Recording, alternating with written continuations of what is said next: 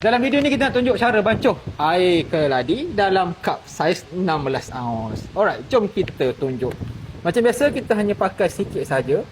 Lebih kurang dalam hampir 1 sudu. Okey, kita masukkan. Tak perlu pakai sampai 2 sudu, 3 sudu tak perlu. Dia pakai sikit saja. Kemudian kita masukkan air. Air sebanyak 120 ml. Nampak warna kepekatan dia?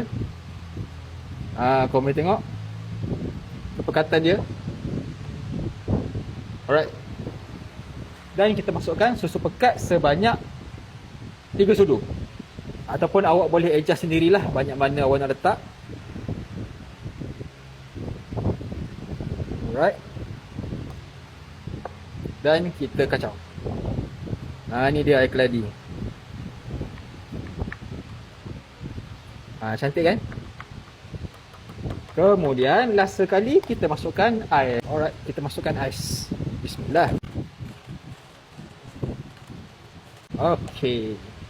Nampak tak? Jadi kalau awak bancuh satu paket yang ni memang boleh bancuh banyak sangat. Sebab kita hanya bancuh pakai sikit sahaja. Boleh ketagih bang minum air ni. Alright. So mana yang nak try boleh try. Kita punya produk keladi 100% keluaran Bumi Putera. Produk Muslim boleh try dalam Bit Kuning.